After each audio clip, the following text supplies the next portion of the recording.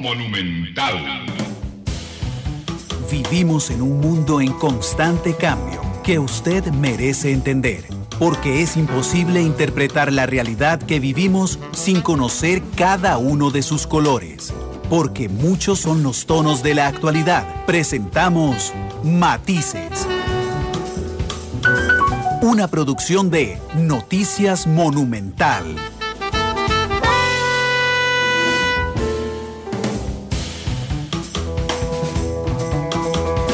2 de la tarde con 5 minutos. ¿Qué tal? Buenas tardes, bienvenidos a Matices, este programa de Radio Monumental, que es una producción del Departamento de Noticias, en el que analizamos los temas que son noticia en Costa Rica y en el mundo. Muchas gracias de verdad por estar con nosotros en esta semana, que hemos abordado temas, por supuesto, importantes, en el que hay que hacer un balance muy cuidadoso en la parte editorial para contribuir a una discusión de altura en nuestro país de los diversos temas, no solo del tema electoral, en este momento también del tema electoral, pero por ejemplo, ayer tuvimos al canciller de la República hablando de las sentencias de la Corte Internacional de Justicia. El martes tuvimos a los jefes de campaña de los dos partidos que están en segunda ronda, intentando subir un poco el tono, el nivel de discusión, el nivel de la discusión en esta segunda ronda. El lunes tuvimos a dos analistas extraordinarios, Sergio Araya y Argentina Artavia, y hoy tenemos a don Rodolfo Pisa, ex candidato del Partido Unidad Social Cristiana. Don Rodolfo, bienvenido a Matices, ¿cómo le va?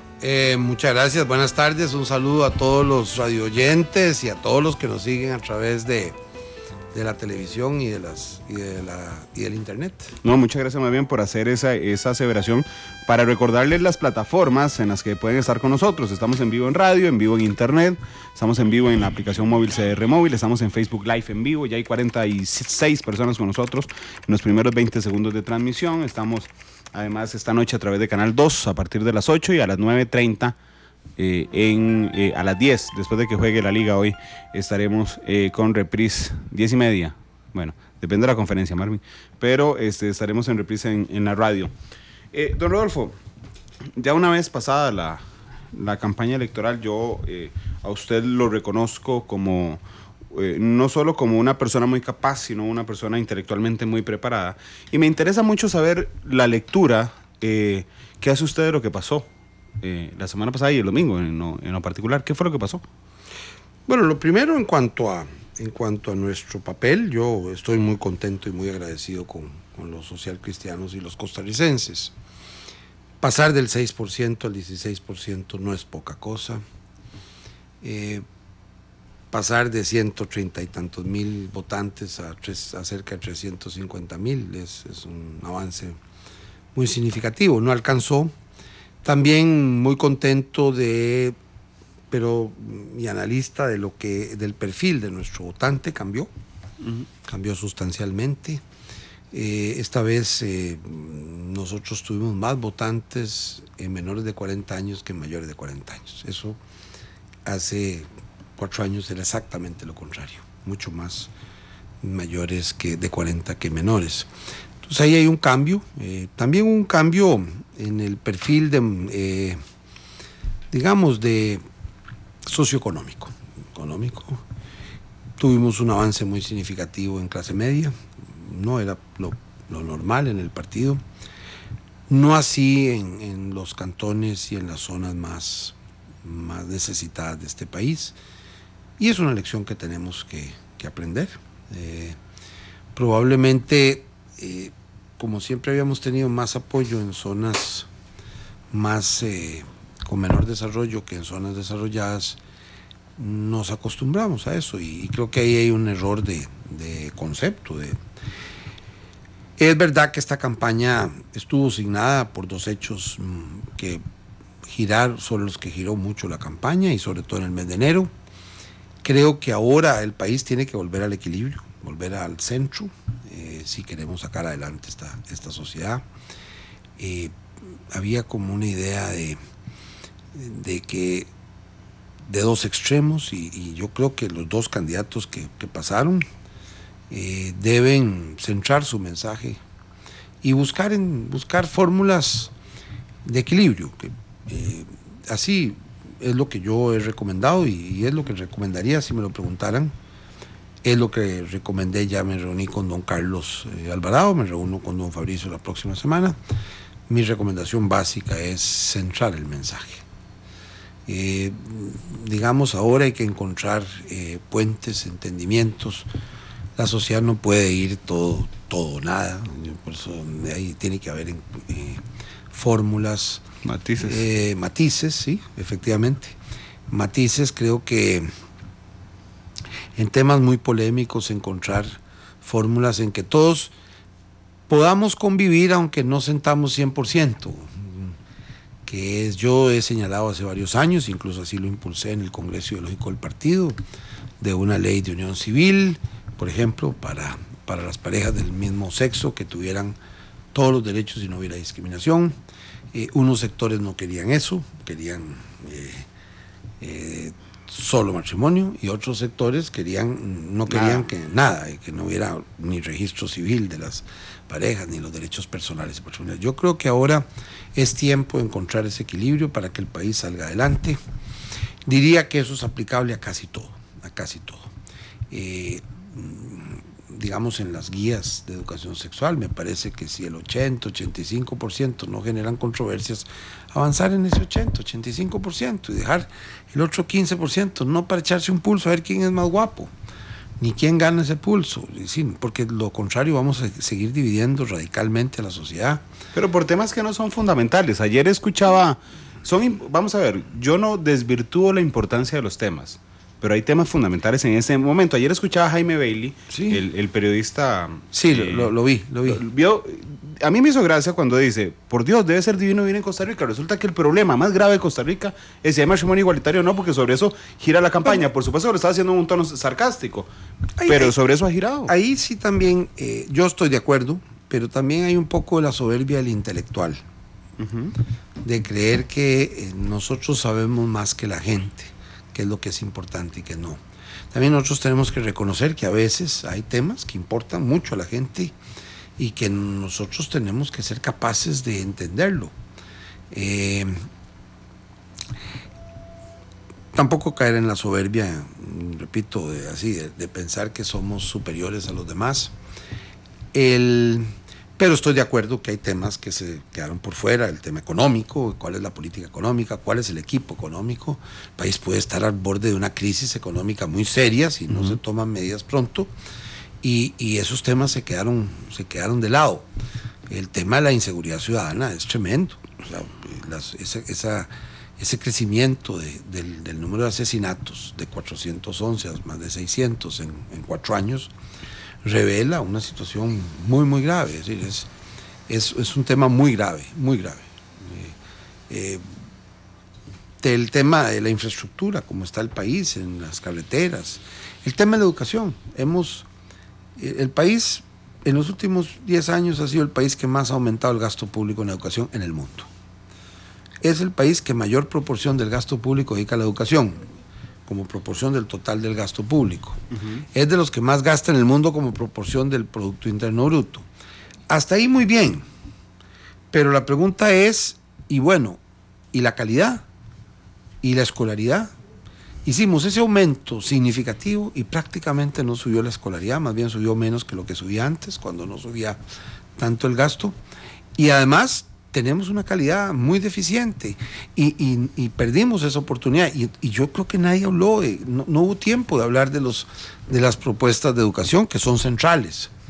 Ya no como un concepto de 8%, no, vamos a llegar al 8%, pero ¿qué vamos a hacer con ese 8%? Es decir, era para tener la mejor educación del mundo para lo que estamos invirtiendo, y no la tenemos. Y entonces ahí, y el tema de las pensiones y el tema del seguro social, por decir algunos temas que no hubo tiempo de plantear. Ni siquiera preguntaban sobre el tema de cultura o el tema de qué vamos a hacer con la cultura o con la agricultura. Bueno, sí hubo un debate de la Cámara de la Agricultura y el LANA, la Asociación Nacional de Agricultores, pero digamos, el tema de política internacional no se planteó. Y la verdad que vamos a llegar a una sociedad que va a tener que resolver esos problemas, un gobierno va a tener que resolver esos problemas. Muy urgentemente el tema económico, muy urgentemente el tema económico. Don Rodolfo, dice Mario Howell, voy a leerle algunos comentarios de los que hay en redes sociales mientras alista su café. Mario Howell dice, en sintonía como todas las tardes. Carlos L. Muñoz dice, desde Monteverde matizando por la plataforma Facebook Live desde la oficina. José Zúñiga dice, un saludo a don Rodolfo Pisa, personalmente pensé que estaría en segunda ronda. Quisiera saber qué siente o que dejó de hacer el partido en su lucha para lograr estar en esa segunda ronda. Randall Camacho dice, vamos a ver Pisa si se apunta correcto o sigue el juego de Liberación Nacional. Dice, ¿quién no asesoró con lo del enjuague bucal? Perdiste muchos votos ahí, dice Mauricio Salomón. Lynn Guti dice, hola Randall, saludos desde New Jersey, excelente programa, agradecida siempre con la información. Gracias, es Lindsay Gutiérrez, gracias Lindsay.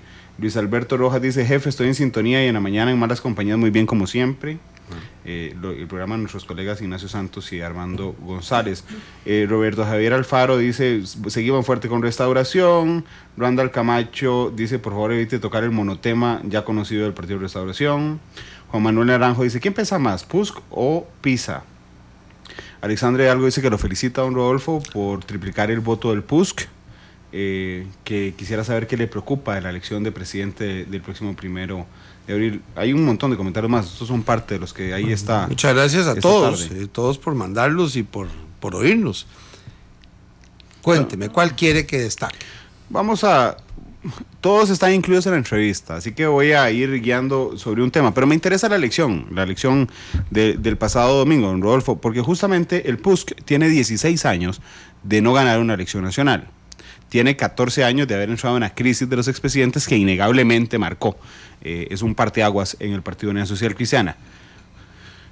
Como analista, no desde el punto de vista personal, ¿es Rodolfo Pisa como candidato más grande que el PUSC o es el PUSC más grande que Rodolfo Pisa? Yo creo que siempre hay un proceso de influencia de uno y otro. Unamuno, que era un escritor español, decía que respecto a la relación entre Sancho Panza y Don Quijote, que al final de la novela Sancho se quijotiza y Don Quijote se sanchifica. Entonces eso pasa también en las relaciones entre una institución, un partido y quien les habla. Yo creo que obviamente mi papel fundamental ha sido tratar de renovar el partido, dejar el pasado atrás. El pasado es un lejano país, y concentrarse en el futuro, en la construcción de un futuro entre todos. Yo en la campaña probablemente algunas cosas debía haberme hecho mejor, siempre se puede hacer mejor, pero tampoco me arrepiento.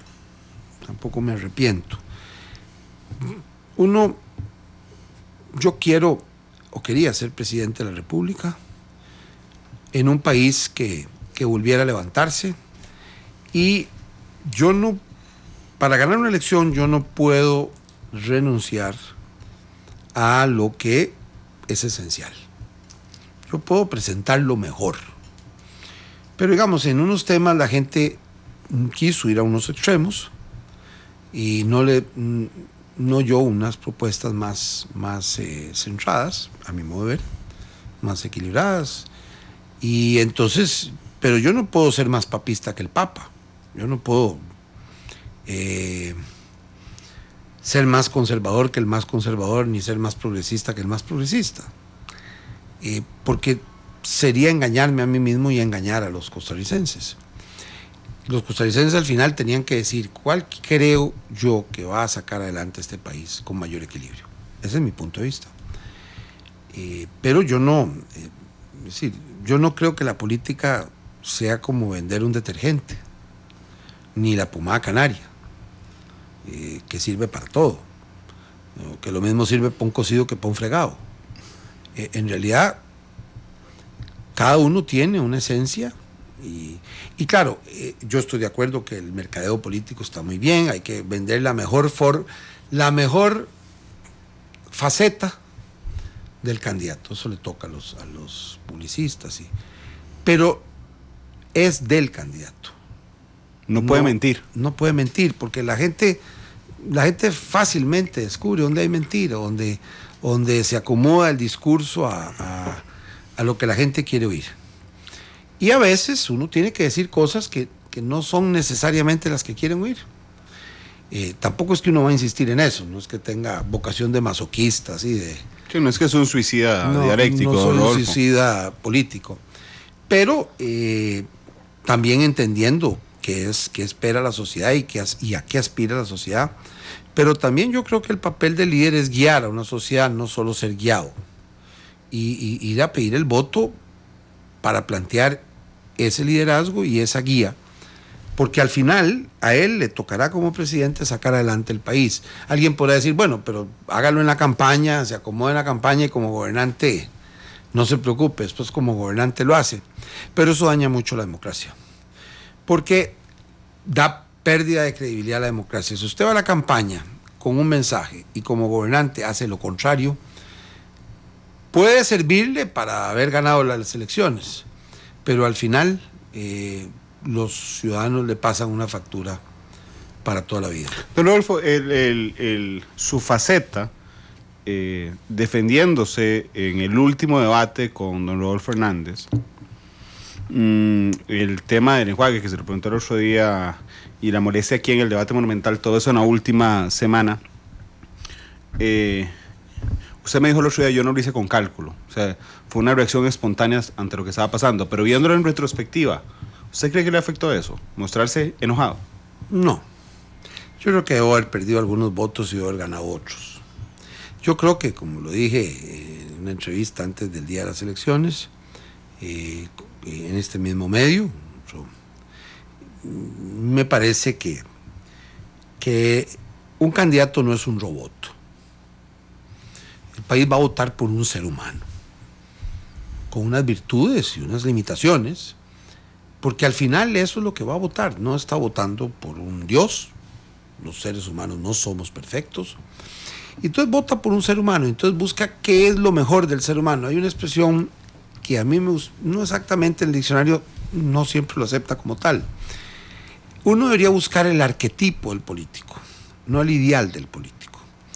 El arquetipo visto como lo mejor que uno puede ser, sin dejar de ser lo que es.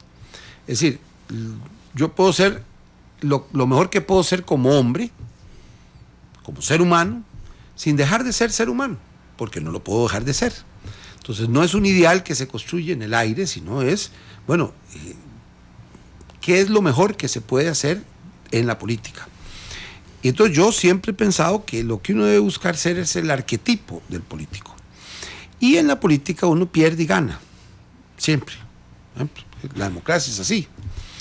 Y gracias a Dios que es así, porque uno también aprende de los fracasos y aprende también de las victorias. Uno tiene que en los fracasos, obviamente, no humillarse, y en las victorias no acudir a la soberbia, porque al final el proceso de la vida es de sub y baja. Yo creo que me siento muy contento, como dije, de haber tenido el favor de casi cerca de 350,000 costarricenses que decidieron votar. Para mí es un orgullo muy grande, y una deuda que tengo con todos ellos, porque al final son cientos de miles de costarricenses que pensaron que valía la pena lo que yo estaba planteando, después de que eran 130 y tantos mil, un avance muy significativo. Pero obviamente no alcanzó. O sea, en política alguien dirá, bueno, es que el objetivo es ganar. Sí, pero no a toda costa. Yo creo que hay una frase que yo hice en Facebook en noviembre, a propósito de cierto, o en octubre, dije, mire, hay gente que cree que en política se vale todo, yo no. Hay gente que todo depende de ganar, yo no. Y en eso yo he sido consistente.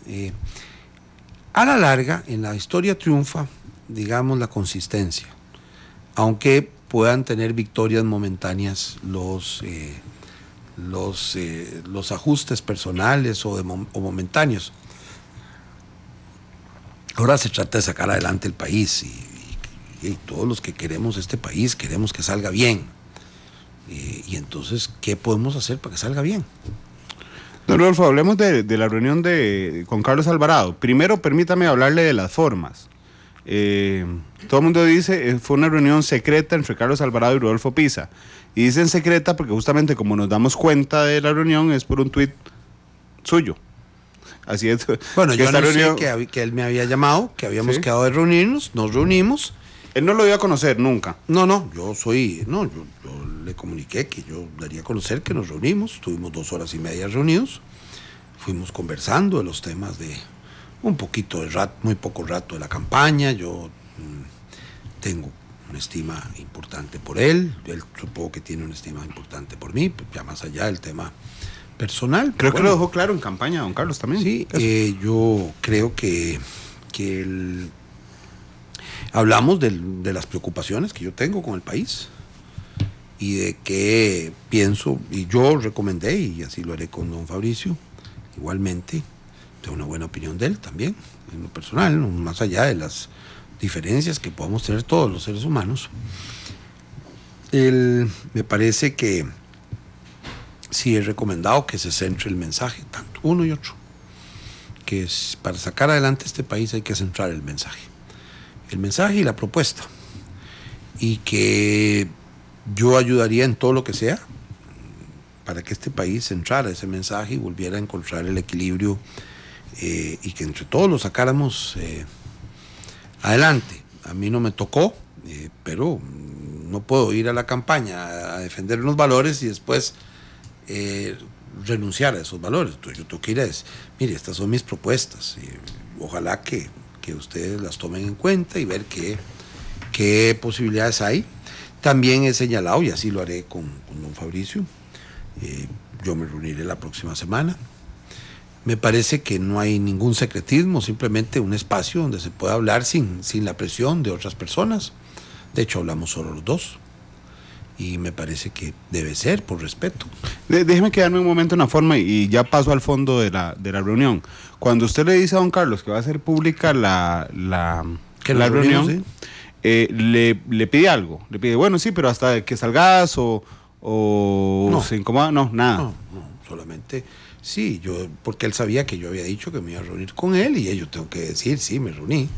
Porque si no también me parece que tampoco puedo andar a mí no me gusta engañar a la gente. Claro, pero entendiendo que don Carlos no quería la presión, tal vez le pudo haber dicho, Rodolfo, está bien, hágalo público, pero cuando esté en la casa. Si él me hubiera dicho, no lo haga público, yo mantengo, cuando una persona me ha dicho, mire, yo quiero hablar con usted, pero no lo haga público, yo mantengo ese concepto.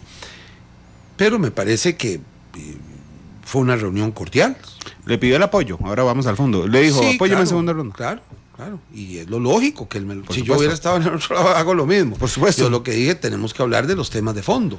Primero, y creo que hablamos un buen rato de temas, y me dijo, bueno, vamos a analizarlos, y obviamente que yo no pretendo, y quedé incluso igual lo haré con don Fabricio, de mandarle cuáles son los 15 grandes temas, y sobre esos temas, cuáles son mi visión. A mí me encantaría que me pasaran los 15 grandes temas del otro lado, y casi seguro que vamos a encontrar que por lo menos en 10 míos y 10 del otro va a haber coincidencias. Habrá unos en que no será posible, entonces cuáles podemos dejar a un lado en aras de encontrar un acuerdo. Y en ese sentido a mí me parece muy importante. Ya dije que hay temas, uno, de la economía, de evitar la crisis económica a toda costa, y ahí hay varias propuestas. Creo que se han avanzado ya desde el año pasado. Había habido unas conversaciones desde mediados del año pasado con varios partidos a nivel de fracciones. Yo participé, lo digo con toda transparencia.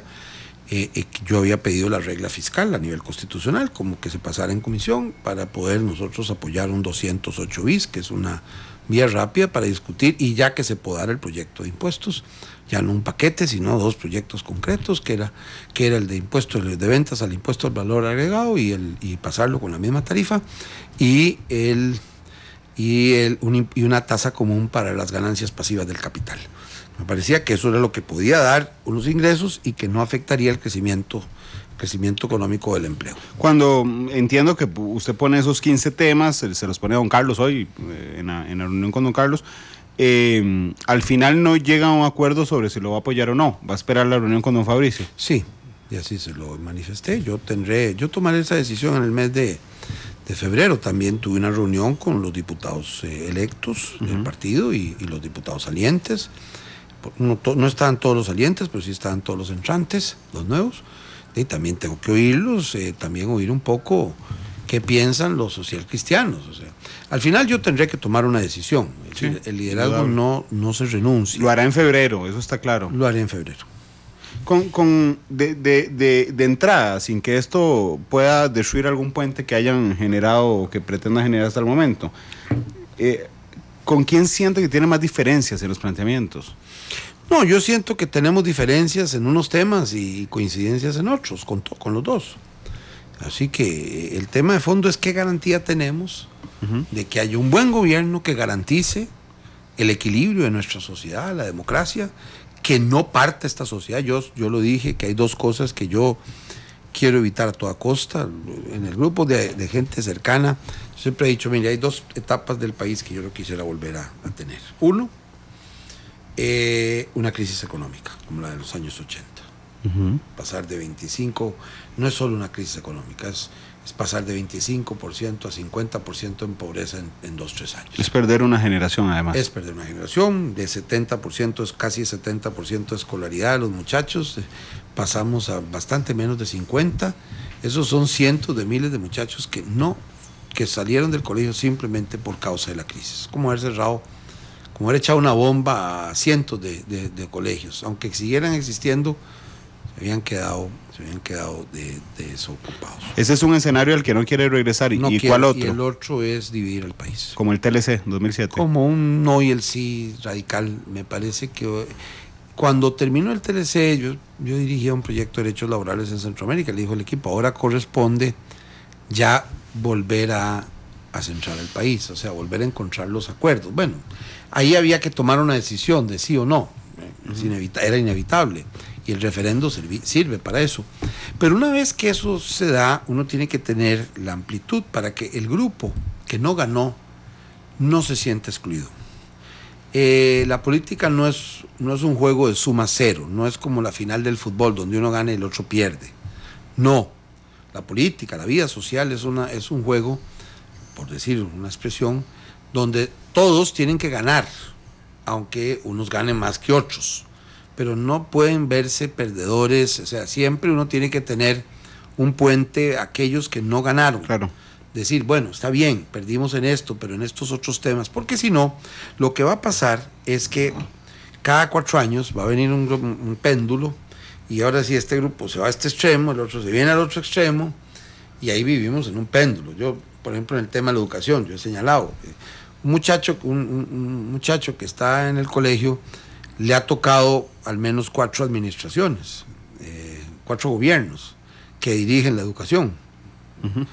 Hay que tomar en cuenta que ese paso de la escuela tal vez le tocarán 2 administraciones, y el colegio le tocarán 2 administraciones, 2 gobiernos diferentes. Entonces no puede ser que esté cambiando tanto la educación en función de que ganó un gobierno, ganó el otro, sino que son ajustes paulatinos, pero que garantizan una continuidad de un proceso educativo, que es lo que nos une, no lo que nos separa.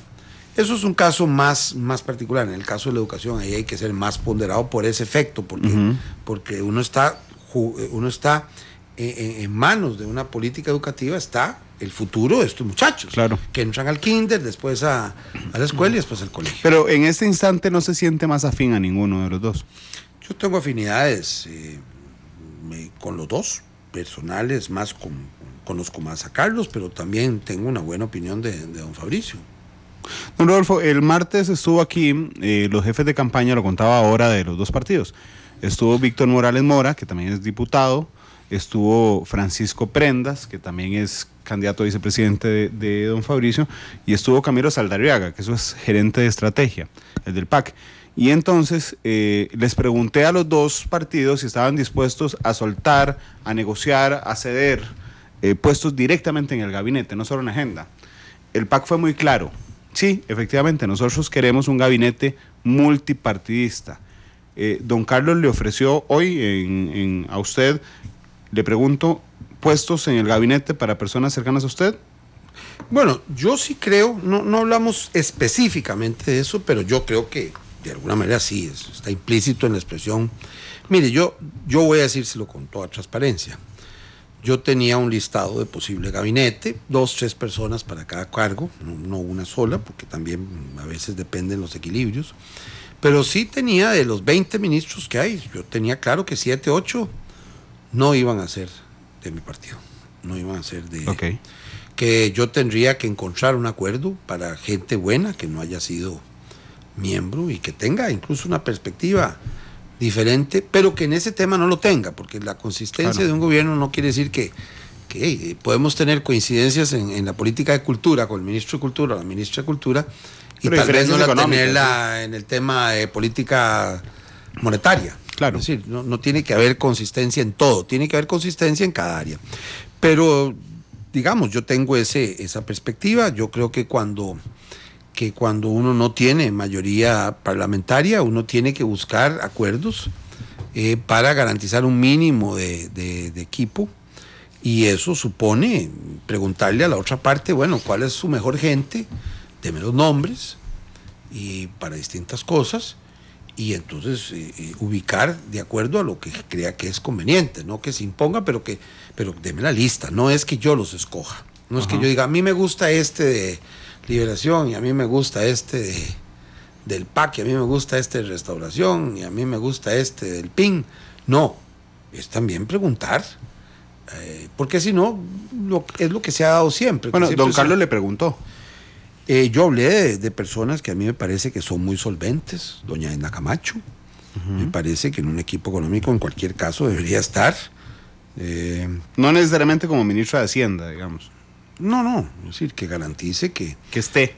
Que, digo, gente como ella, no necesariamente ella, tal vez ella no querría. No, por supuesto, pero digamos, de los nombres que usted... Pero usted obviamente que me parece que sí, don Guillermo Carazo, que ha sido el ingeniero, me parece que son los hombres que más conoce de vivienda y de política, pero yo no en un campo. Es decir, yo le di, a mí me parece que yo tengo unos 10 nombres de primer nivel que me parece que serían garantía de que se pueda hacer un buen gobierno.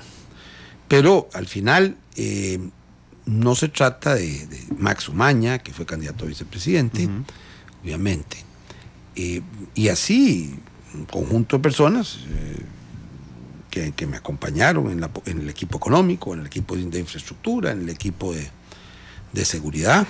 Por ejemplo, las dos que lideraban el equipo de seguridad, doña Linet Saurío o doña Patricia Vega, son personas muy solventes, con mucha experiencia, muy honradas, que garantizan que yo creo que cualquier gobierno se sentiría muy orgulloso de tener. Pero... ¿de turismo hablaron? Porque sé que a su partido le preocupaba turismo, por ejemplo. Sí, pero no hablamos específicamente, porque, digamos, no porque... Yo creo que en política de turismo sí ha habido un continuo mejor, en general, digamos, no estoy hablando de un ministro, no, yo creo que ha habido la apertura de cielos, la traída de nuevas aerolíneas. Se ha convertido en una política de Estado, no necesariamente en una política de gobierno. Yo creo que es importante que haya una política de Estado. Si lo hay en turismo, debería haberlo en economía y por lo menos en educación. En economía hay matices, obviamente, porque también ahí es donde se presentan muy claramente las diferencias a veces filosóficas. En la política social también. En la política social yo creo que tenemos una política social desfasada. Necesitamos crear empleo a toda costa. Entonces, claro, el contrato de aprendizaje, el tema de la enseñanza de un segundo idioma para los muchachos, la posibilidad, incentivos para contratar sobre todo jóvenes y personas con discapacidad, que es donde mayor nivel de desempleo tenemos, cómo lograr que todas esas personas entren al mundo del trabajo, cómo promover la creación de empleo. Eso pasa también por turismo, pasa por infraestructura. Claro. En el tema de la infraestructura, cómo avanzar en esos campos que el país está apresado. En el tema de seguridad ciudadana también, Parece que ahí yo he señalado varias líneas de acción que me parece que deben hacerse. Primero, no resolver el hacinamiento carcelario sacando masivamente privados de libertad, sino más bien resolviendo el problema de teniendo cupos para ser más humano y también para no inhibir a los jueces y fiscales a no atreverse a meter a alguien que debe meter a la cárcel porque dicen, no, es que ya vamos a agravar el problema. Sí. No, hay que resolverlo. Hay por supuesto el tema de la violencia, independiente del monto de lo sustraído. Yo he señalado que es un error concentrarse en cuánto se robaron, si el celular vale 60,000. No, es el efecto de haberle puesto una pistola a una muchacha. Don Rodolfo, entiendo lo de las 15 propuestas, me esperaré a que le respondan y que usted se reúna con don Fabricio Alvarado para ver qué va a decidir y qué le van a responder don Carlos y don Fabricio sobre las 15 propuestas o los 15 temas. Pero en el caso de la lista de personas que le dio, me citó 5. Bueno, pero yo no le cité nombres específicamente, yo le dije, en el caso de Edna y Maxi, porque eran los compañeros. No, lo que quería preguntarle es si que tomen en cuenta cualquiera de los dos a estas personas, particularmente a doña Edna entonces y a don Max, ¿es una condición para su apoyo? Mire, yo creo que sí, no pueden ser otras personas. Pero yo creo, y yo lo he dicho con una expresión que debo a mi padre, que me costó entender ese consejo, pero lo atendí claramente. Antes de entrar yo a la caja, don Miguel ya era presidente, me dijo, bueno, yo espero que me ayude en el gobierno, nunca había hablado. Entonces papá me preguntó ahí como por el mes de marzo, bueno, y que vas a estar metido en política, ¿qué vas a hacer ahora que ganaron? A mí me había tocado presentar el programa de gobierno en el año 94, o sea, había estado activo. Y le digo, ¿qué vas a hacer? Y dice, no sé, a mí lo que me interesa es que las cosas se hagan, no quién las haga. Uh-huh. Y entonces no tengo interés en un puesto. Entonces papá me dijo una cosa que sí le puse atención. Vea, Rodolfo, si usted quiere que las cosas se hagan, tiene que hacerlas. O tiene que asegurarse que las personas que la van a hacer compartan esas mismas tesis. Si no, no se van a hacer. Okay. Porque las prioridades del gobierno, cuando usted está en el ejercicio del gobierno, usted tiene un montón de fuegos que apagar todos los días. Y entonces le puede pasar lo que le pasaba a un personaje de Don Quijote, que se topa un día con Sancho Panza y le dice, ¿qué hace usted aquí? Es una fiesta, creo que en Barcelona. Y le dice que andaba vestido de diablo. Le dice, ¿usted qué hace aquí? Y le pregunta a Sancho. Y le dice, bueno, como traigo tan divertidos los pensamientos que se me olvidó lo que venía. En el gobierno es muy probable que a la gente se le diviertan los pensamientos. Y hay que asegurar que no se le diviertan los pensamientos. Uh-huh. Eso no quiere decir que no haya que ajustar las propuestas. Claro. Pero siempre tiene que tener un norte. O sea, yo, por ejemplo, cuando yo estaba en la caja, yo me acuerdo siempre, los lunes de la mañana, yo me reunía con todo el mundo, ¿cómo va? Nada de la cosa coyuntural. Ya después vamos a hablar en la Junta Directiva el jueves de los temas de ahora. Ahora yo quiero ver cómo aseguramos que la política que estamos siguiendo para mortalidad infantil, vamos para apertura de bases de mortalidad infantil, de baja de las listas de espera. Porque era su prioridad. Pensiones. Porque sí, y entonces yo hablaba con el grupo y le decía, bueno, ¿cómo aseguramos? Para que no se me divirtieran los pensamientos. Después de esa reunión de 3 horas, ya entraba en 12 horas uh-huh. de la vorágine del problema de todos los días. Pero claro. Yo aseguraba, por lo menos, uh-huh. que no se perdiera el norte. Y porque yo tengo claro que en el ejercicio del gobierno, los problemas, digamos, de todos los días terminan opacando los problemas de fondo.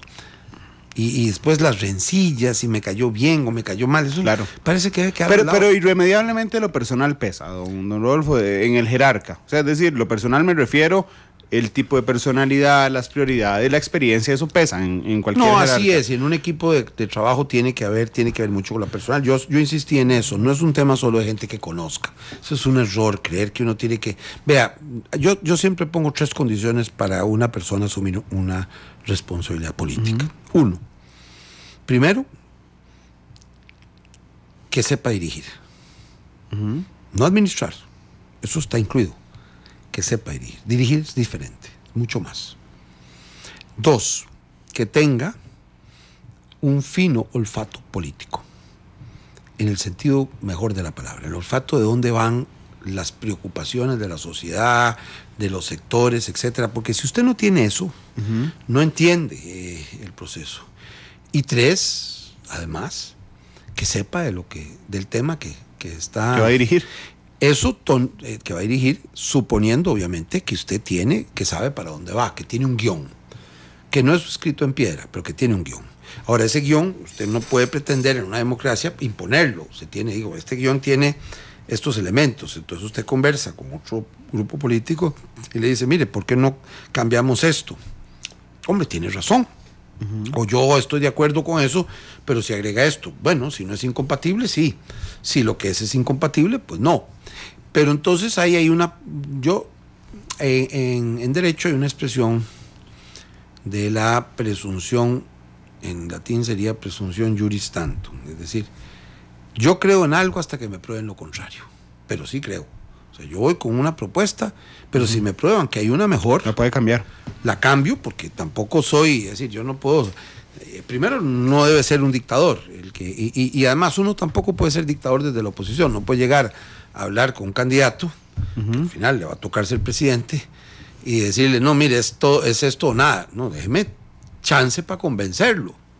Mire, yo soy muy optimista sobre esas cosas. Yo entré a la Junta de Notables, era minoría, digamos, era casi lo único que venía prácticamente de la unidad. Y yo dije, no importa. Y yo creo que probablemente el guión, un 70% eran cosas que proponía yo, y otras que proponían otros. Pero digamos que yo al final, ¿qué es lo que le aposté? No al voto, al convencimiento. Y bueno, también me convencieron de 2 o 3 cosas, o 4 o 5 cosas que me parecían muy bien, muy atinadas, y algunas otras que no me parecían descabelladas, y algunas que me parecían malas, entonces también. Pero al final uno va con guión, y ese guión va a defenderlo porque cree que es lo mejor, no por la fuerza del número, sino por la convicción que se tiene y también la dedicación a saber qué ha funcionado y qué no ha funcionado. Siguiendo el consejo que le dio su papá, don Rodolfo, y que le ayudó a cambiar el panorama. Que me ayudó a aceptar ser presidente de la Caja. La presencia de doña Edna y de don Max son entonces, para entenderlo bien, ya se lo pregunté, pero quiero establecerlo en positivo, ¿son condiciones irrenunciables para su apoyo? No. Pero sí personas como ellas, debe haber una garantía. Okay. Usted de le dio... que en el manejo de la economía haya gente que sepa de eso, como don Alberto Dent, como doña Edna Camacho, como don Álvaro Trejos, como el mismo Alberto Trejos, como don Rodolfo Méndez, que en su momento fue ministro de Hacienda, por decir un montón de nombres. Claro. Pero usted me dio dos personas que digan, hombre, eso garantiza a los organismos. Primero, en el tema económico sí se requiere especialmente el nombre de las personas. Esas son las que le darán garantía ante los organismos internacionales, ante las calificadoras de crédito. ¿Qué garantía tienen ellos? Porque de que de verdad el país va a entrar en una situación de mejora de su manejo económico.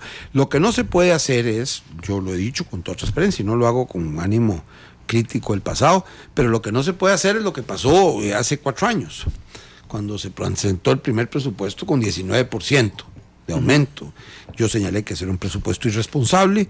Cuando uno presenta un presupuesto de esas características, obviamente ya pierde credibilidad para plantearle al país, mire, hay que hacer un esfuerzo fiscal. Es que la gente va a decir, es que a ese ritmo ningún paquete lo resuelve un año, al año siguiente está igual de problema. Claro, pero igual le dieron vuelta a Pitágoras. Pero en el caso de doña Edna, porque usted me dijo, los que nombré directamente no sé con el nombre, Pitágoras, pero en cualquier caso está bien. El que le dieron vuelta en la Asamblea Legislativa, ¿se acuerda que tenía los votos, ese presupuesto del que usted está hablando, tenía los votos al contrario, 25 en contra, 24 a favor, y lo aprobaron? Y quedó como si fuera aprobado. Después la sala dijo que era inconstitucional, pero lo dijo 9 meses después, o 10 meses después, sí.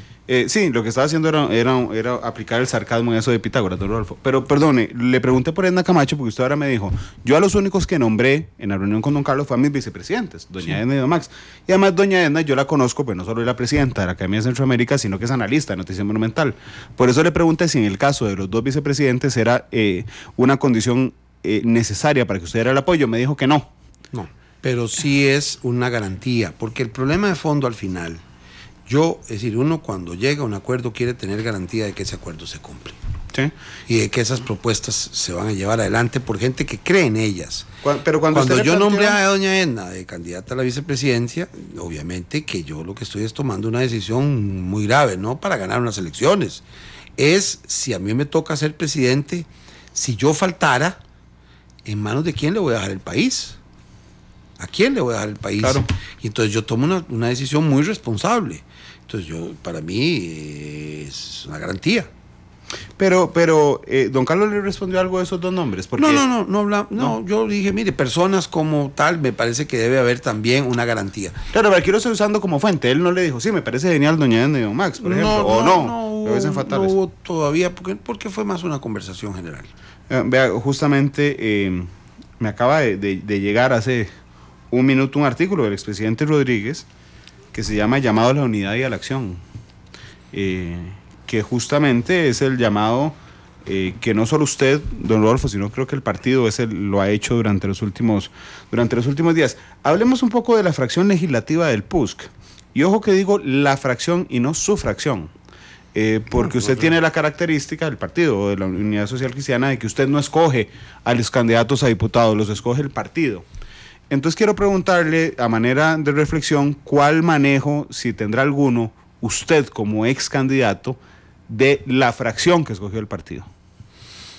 ¿Será el líder? Bueno, yo no puedo renunciar al liderazgo. Eso es un tema que... Yo creo mucho en los modelos parlamentarios europeos y en los modelos de los partidos políticos europeos. Me parece que son los más estables, son los que más han probado una garantía y una institucionalidad. Esos están fundados en que se escoge un líder y el líder es líder, y si algún día no están de acuerdo lo cambian.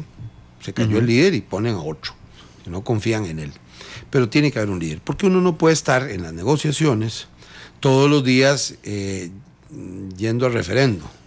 Por supuesto. Es decir, pues, es como el jefe de fracción. Yo creo que debe haber un margen para el jefe de fracción. No puede ser que el jefe de fracción vaya a las reuniones con los otros jefes de fracción y diga, bueno, eso lo tengo que consultar. Está bien, alguna cosa muy importante. Claro, pero si no... Pero el 80 o 90% lo debería decir él, para eso se le nombró jefe de fracción. Y yo creo que ahí se ha perdido mucho el concepto del liderazgo. El liderazgo es eso, asúmalo. Y si ya creen que no funciona, mejor córtele en rabo, pero no le dé a alguien el liderazgo sin darle las competencias del mismo, las condiciones del mismo. Porque si no, entonces es un liderazgo chueco. Es como decir, es vacío. No le dé la navaja sin darle el mango. Digamos, en el caso del hacha. Porque usted lo que está haciendo es un acto de... O sea, si lo pone de líder, déle la potestad de ser líder. Que no es un líder autocrático, pero sí tiene que asumir un liderazgo. Entonces, vea, yo no renuncio a esa posición. Yo he de señalar a la fracción lo que yo creo que es conveniente.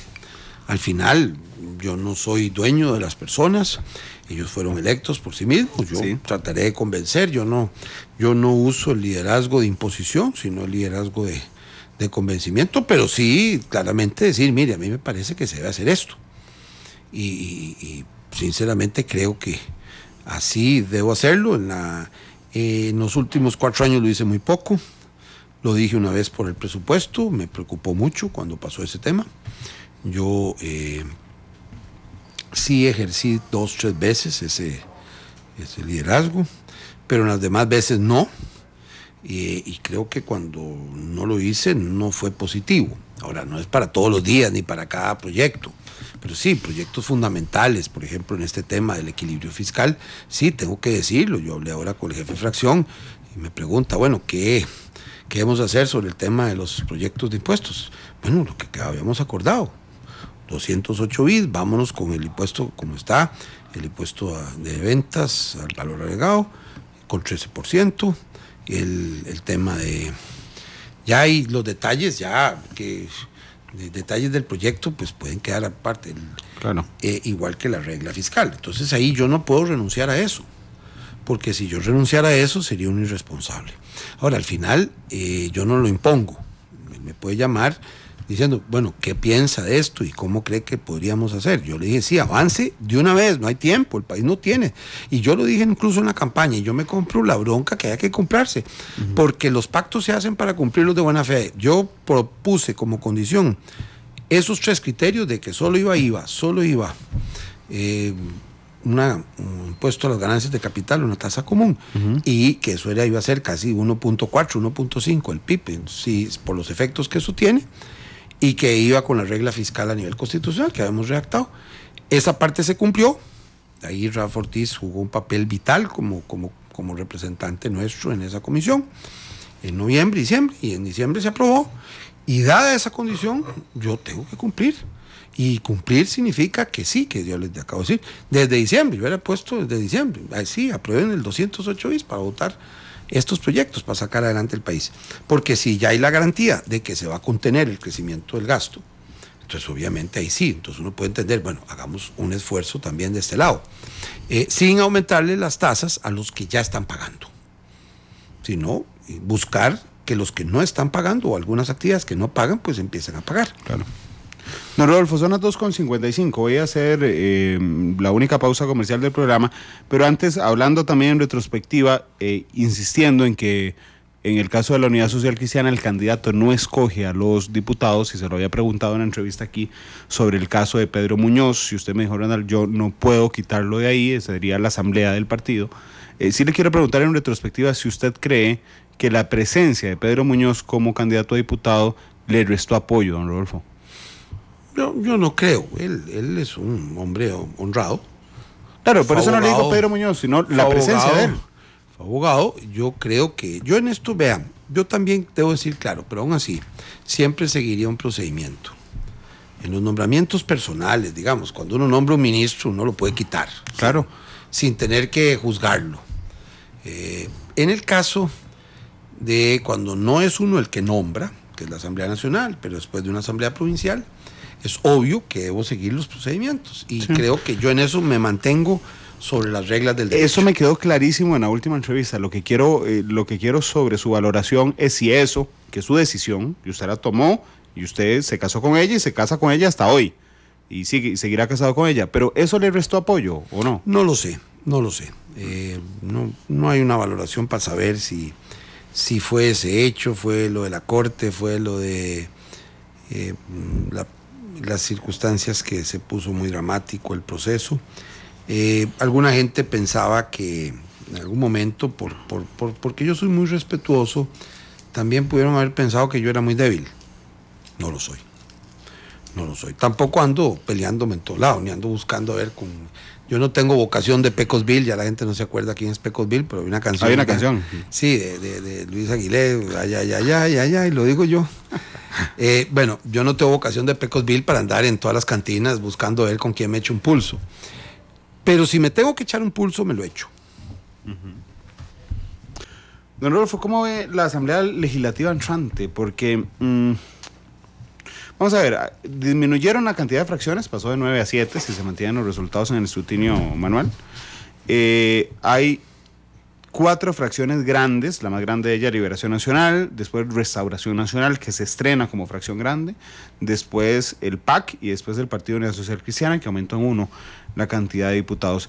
Eso podría permitir acuerdos entre 2 de ellas, que Liberación y cualquier otra, que generen una votación por mayoría simple.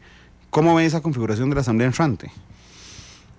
Bueno, yo sigo pensando que va a requerir siempre, para avanzar, al menos 3 fracciones al unísono. Sin esas 3 sería inviable. Porque nuestro reglamento legislativo, que es una cosa que tenemos que ajustar, que planteó en la Junta de Notables también, es un reglamento que le da poder a cualquier minoría de impedir la votación de leyes, a menos que haya 2/3 consistentemente, digamos, lo que llaman el 208 bis, consistentemente apoyando una reforma. Si no se da esa circunstancia, prácticamente tener mayoría absoluta, salvo para el presupuesto, no tiene mayor peso. Entonces, sí, va a tener que hacerse un esfuerzo. El presidente de la República tiene que entender que esas son las reglas. Es decir, yo he dicho que gobernar es lo que se hace mientras los demás dicen que no se puede, bajo las reglas que da la democracia. Yo a todos los equipos de trabajo nuestros, yo les decía, lo primero que les decía, mire, van a trabajar con la institucionalidad y la legalidad vigentes. Si a mí el CONAVI o el CTP no me parece el mejor modelo, obviamente, pero mientras existe hay que sacar el jugo y que ponerlos a trabajar y a trabajar bien por el país, porque si uno pasa discutiendo 2 o 3 años y debe cambiar, y mientras tanto, ¿qué hacemos con la red vial? Claro. Y entonces ahí sí creo que el gobierno tiene que tener claro que debe trabajar con la institucionalidad y la legalidad vigentes, que dan un buen margen también para acción, y en lo que se requiere reforma legal, pues el propio presidente implicarse y el ministro de la Presidencia, pero muy directamente, en sacar adelante una agenda legislativa. Yo creo que el presidente de la República debe dedicar un día a la semana completo al tema legislativo, como lo hacen en los países desarrollados. Claro, a mí de hecho me preocupa mucho cualquiera de los dos que gane, ya sea don Fabricio o don Carlos, me preocupa mucho la figura del ministro de la Presidencia. En el caso de don Carlos me preocupa porque el PAC como gobierno no ha sido sobresaliente, de hecho ha quedado mucho debiendo, en cuanto a sus ministros de la Presidencia, Melvin Jiménez primero, después Sergio Alfaro, y que han sido muy flojos, digamos, en cuanto a la negociación legislativa. Y del otro lado, Restauración Nacional, Fabricio Alvarado, por la falta de figuras innegable que tiene Restauración Nacional, con la fuerza, digamos, que requiere un perfil de ministro de la Presidencia, don Rodolfo. Yo creo que primero el ministro de la Presidencia tiene que ser casi como un presidente, casi, no total. Debe tener mucho margen de acción, y si el presidente no confía en él, un día cortarle el rabo, pero dejarlo actuar, porque si usted va donde un ministro de la Presidencia y el ministro de la Presidencia, usted le habla de 5 temas, una fracción legislativa, y de los 5 temas dice, bueno, tengo que consultar, la próxima vez no vuelve a verlo, por supuesto, porque no va a perder el tiempo. El ministro de la Presidencia debería decir, de esos 5 temas, resolverlos él, sabiendo cuál, y después decir, mire, este tema es muy grave, muy complejo, déjeme, eso sí lo tengo que consultar con el presidente. Pero ya en los otros temas ya sabe qué pensaría el presidente, y de una vez resuelve. Debería ser la extensión del presidente. Yo hace un año tuve a Rolando Laclé aquí sentado, don Rodolfo, discúlpeme que lo interrumpa, pero quería contarle la historia. Tuve a don Rolando Laclé aquí sentado, y don Rolando me dijo, más hace casi 2 años, me dijo, yo cuando fui ministro de la Presidencia pedí 2 cosas. La uno fue, yo soy la voz del presidente, es decir, si yo acuerdo algo es ya listo. Y además tener mi carta de renuncia siempre en el saco, porque el día que eso no pase, inmediatamente la aplico, o el día que el presidente pierda la confianza. Pero ninguno de los 2 partidos tiene figuras así. El ministro de la Presidencia tiene que tener 3 características. 1, ser un buen coordinador. La gente cree que es un buen negociador, esa es la segunda. Lo primero es coordinar un equipo, y eso supone saber dirigir un equipo. No sustituyendo al presidente, pero obviamente ser el coordinador del equipo, que por sí mismo pueda coordinarlo, como una especie de primer ministro. Además, yo creo que es una especie de primer ministro. 2, ser un buen negociador, pero vea que lo pongo de segundo, porque en Costa Rica creen que el ministro de la Presidencia es un negociador con la Asamblea. No, primero es un coordinador, el que puede llamar a los ministros, mire, vámonos por aquí. En el diario vivir, porque el presidente no puede estar en el diario vivir, tiene que estar en los grandes temas. 3, sí, ser capaz de interpretar lo que el presidente haría y contar con el apoyo del presidente. Yo por eso lo de la carta de renuncia es esencial. Es decir, yo, incluso en la propuesta de reforma al sistema político, que viene desde el 2001 y después se volvió a reiterar en la Junta de Notables, ahí hay la propuesta del ministro de la Presidencia como un ministro, como una especie de primer ministro, que requiere la aprobación legislativa. La propone el presidente, pero requiere aprobación legislativa, para garantizar que sí tenga suficiente mandato, y bueno, si el presidente no lo quiere, lo quita y vuelve a proponer otro, pero sí tiene que tener suficiente mandato para poder ejercer el liderazgo e incluso aliviarle al presidente de la República el diario vivir de la administración. Y entonces sí, tiene que ser como un segundo de a bordo. Hay países que tienen esa condición. Es como más parecido al primer ministro francés. Está el presidente Macron y está su primer ministro, que viene de otro partido incluso. En el caso de Macron, busca otro partido, pero que le da garantía de que ese equipo va a sacar adelante una tarea. Por supuesto que al final, si el primer ministro no comparte con el presidente, en el caso francés, pues se cae. Ahora, en Francia, si el Parlamento no lo aprueba, el presidente tiene que proponer otro. Si lo rechaza, propone otro. Y es importante que así sea. No es que, a diferencia del sistema parlamentario, que sí lo propone el Parlamento, y el presidente no tiene un papel sustantivo, un sistema mixto, o sea, semiparlamentario o semipresidencial, el presidente propone, pero el Parlamento aprueba. Claro. Y lo puede destituir. Y entonces el presidente busca otro o llama a unas nuevas elecciones para evitar un problema de ingobernabilidad. Porque siempre se necesita, la democracia está fundada en que la mayoría gobierne y la minoría tenga derechos. O sea, es un autor de origen italiano, norteamericano, Giovanni Sartori, dice que la democracia está fundada en la idea del gobierno de la mayoría con respeto a la minoría. Porque si fuera solo gobierno de la mayoría, sería la dictadura de la mayoría. Y si fuera el gobierno de la minoría, pues ¿para qué democracia? La democracia está fundada en que sí, tiene que haber mayorías y tiene que haber decisiones.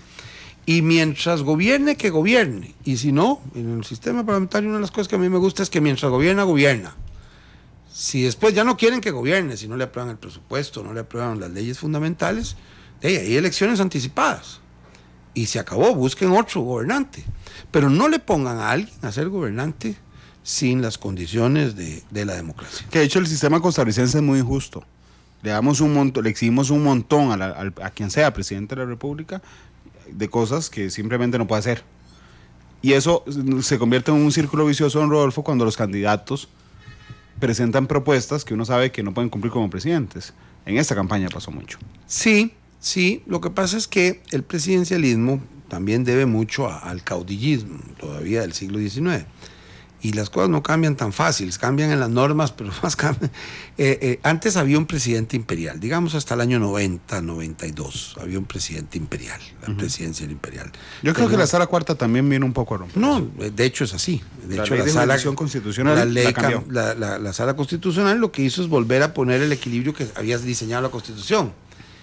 Pero en la práctica antes, el presidente de la República hasta el año 90, 91, hasta que vienen unas sentencias, primero, de entrada, nombraba libremente en aquella época 35,000 empleados. Ahora sería como el equivalente de 65,000. Libremente, o sea, quitaba interinos por interinos. Nombraba policías. Nombraba toda la policía, todo el servicio exterior, no solo los embajadores, que eso está muy bien que lo nombre el gobierno, no solo los embajadores, sino todo el servicio diplomático. Después tenía un poder omnipotente sobre la banca. Es decir, ahí el Poder Ejecutivo casi decía a quién le prestaban y a quién no. Como era banca nacionalizada, tenía un poder tremendo de discrecional sobre a quienes recibían bono de vivienda o pensión del régimen no contributivo o pensión de guerra. Yo creo que gracias a Dios eso se quitó, esos poderes casi absolutos. Pero nosotros avanzamos mucho en los controles. Tenemos los mayores controles del mundo, tenemos una Contraloría que tiene más potestades que el Controller General de los Estados Unidos o del Tribunal de Cuentas Europeo. Tenemos un ombudsman, digamos, que es el modelo nórdico, la Defensoría de los Habitantes, con más poder que el que tiene la Defensoría, el mediador francés o el ombudsman. Tenemos una Sala Constitucional que tiene más poderes que cualquier tribunal constitucional del mundo, en proporción. Tenemos una Procuraduría cuyos dictámenes son vinculantes. En Francia sí lo tiene, pero el Consejo de Estado, que es mucho más complejo, ¿no? Aquí una Procuraduría, señor, una Procuradora o un Procurador, cuyos dictámenes son vinculantes, General de la República. Tenemos el modelo norteamericano de las ARECEPs, de todas las superintendencias, es un modelo norteamericano. O sea, nosotros copiamos lo mejor de los controles, pero no y además les dimos buenos financiamientos, el Tribunal Supremo de Elecciones, el Poder Judicial. Es decir, los órganos de control son los mejor financiados. Sí. Pero se nos olvidó que hay que tener un MOP que funcione, un MEP que funcione, que las cosas tienen que funcionar. Tiene que haber un equilibrio. Yo siempre hago el chiste de que esta frase famosa que se le atribuye a don José Figueres Ferrer, de me lo gasté en confites, cuando yo hablo sobre temas políticos, yo siempre les digo, bueno, si un presidente hoy hiciera usar esa frase, a los 2 minutos está el Ministerio Público, la Contralora General de la República cayéndole. Eso es lo que ha cambiado. Eso sí está bien, porque uno no puede gastarse la plata que no. No, por supuesto, a lo que me refiero es la diferencia de tono del presidente. Antes el presidente hacía lo que quisiera. Hoy porque no, hoy hace muy poco. Casi que era un emperador. Nosotros pasamos de un extremo al otro. ¿Sí? Nosotros los ticos tendemos a ir de un extremo al otro. Y no, ahí hay una fórmula intermedia. Uno puede lograr el mayor poder de la mayoría con el mayor respeto a las minorías. No, antes había mucho poder de la mayoría y muy poco respeto a las minorías. Después, las minorías sí se les respetó, pero la mayoría la dejamos sin poder. Claro, ahora le decimos, usted es presidente, vuélvase, le amarramos las manos, la boca, los pies, y ahora sí gobierne. Es muy injusto. Sí, Rodolfo. Sí, eso es así. Yo creo que el presidente de la República más débil de todos los sistemas presidencialistas es el de Costa Rica. Esas son las reglas. Yo creo que ahí habrá que hacer cambios, como se han planteado en la Junta de Notables y antes en una comisión. Pero mientras esos cambios suceden, yo creo que el presidente tiene que saber que esas son las reglas y sacarle el jugo a esas reglas. Hay unos que cuando no han estado, o no entienden, o no han estudiado el tema, crean que llegan y creen que tienen un mandato popular y se topan con una realidad. Yo creo que, primero, no es que no tenga potestades, tiene algunas y las debe ejercer. Claro. No tiene derecho a renunciar a ellas, ni tampoco tiene derecho a renunciar a la dignidad del cargo.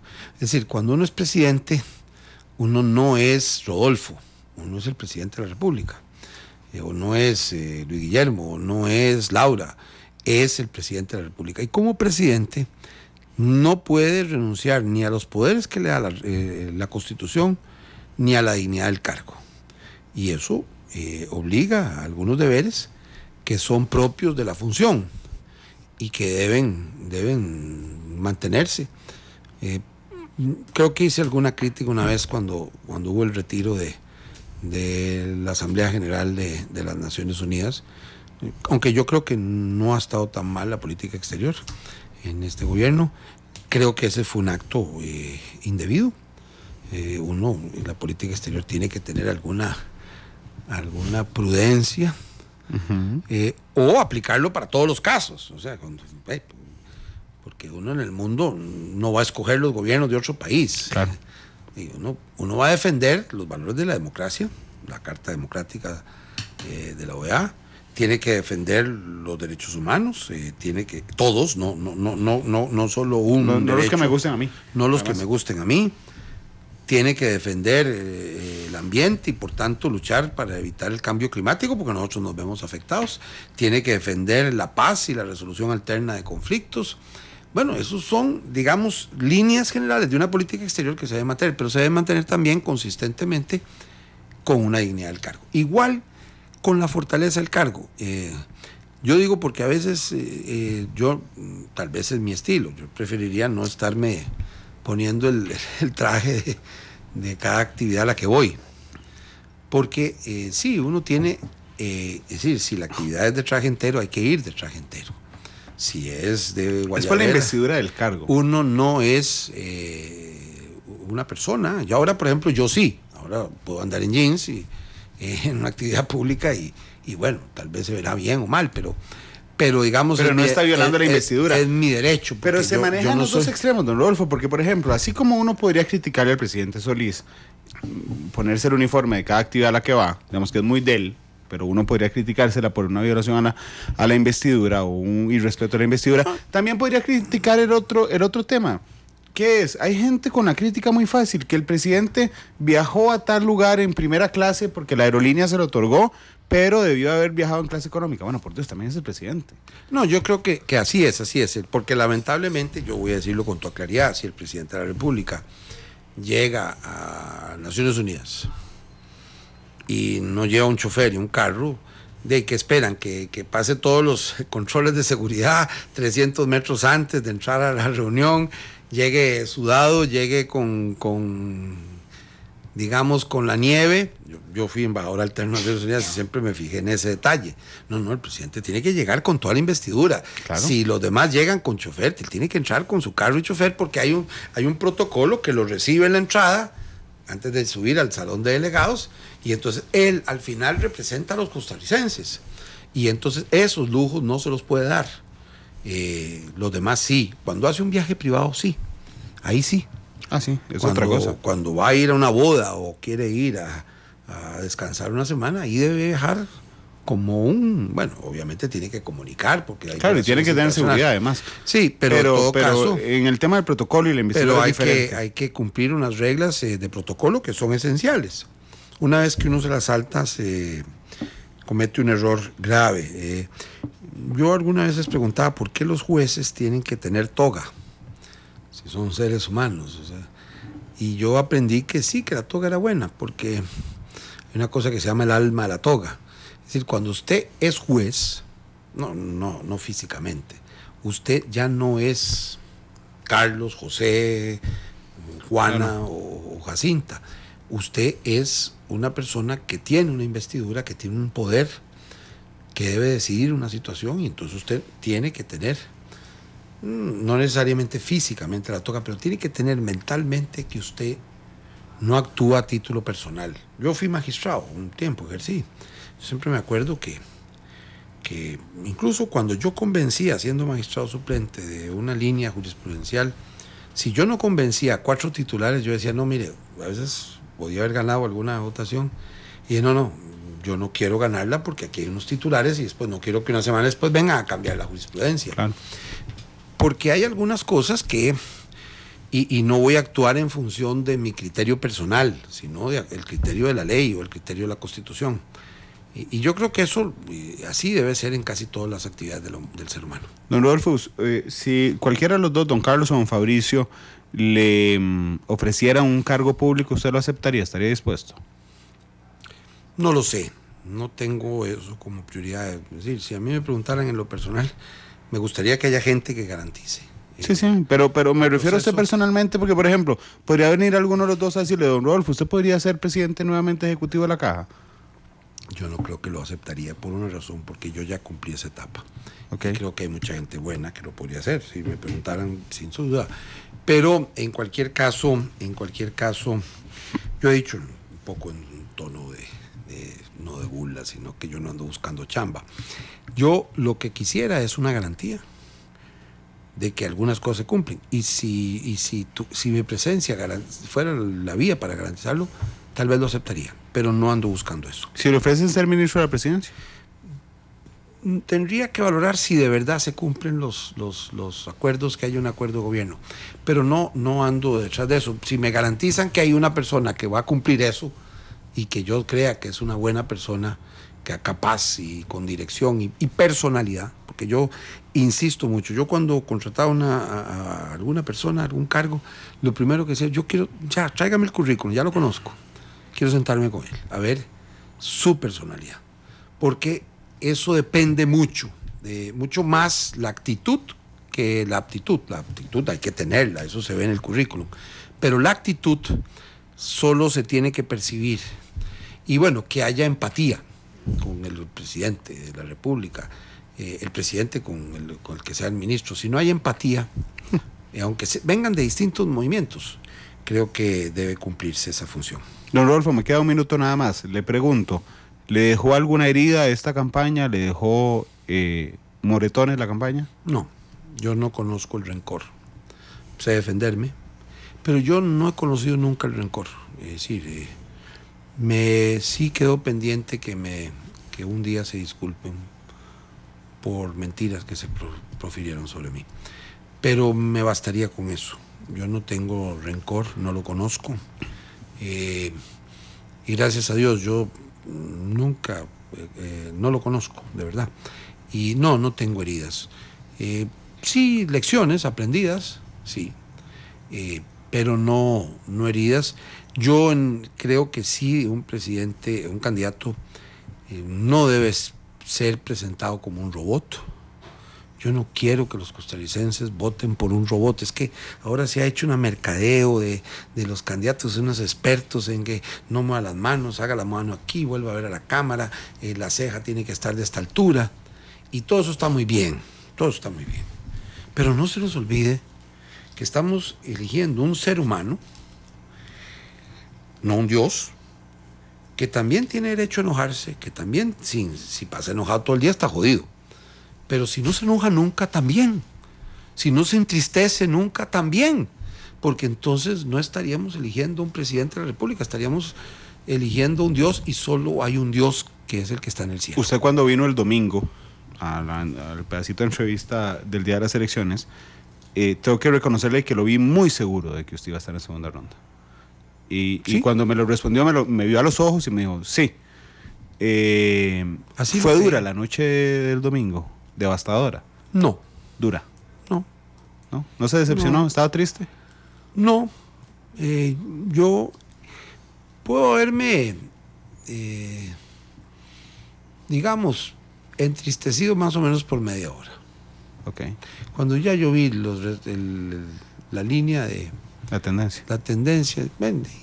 Yo en esto hubiera querido, obviamente, para eso era candidato. Sí, por supuesto. Pero también respeto mucho la voluntad popular. Y si el pueblo no quiso o no me dio esas oportunidades, no es que yo soy creyente que siempre es el destino, pero tal vez porque soy creyente, siempre digo, Dios sabe por qué hace las cosas. Don Rodolfo, muchas gracias. Gracias, de verdad. No, hombre, gracias y a la orden.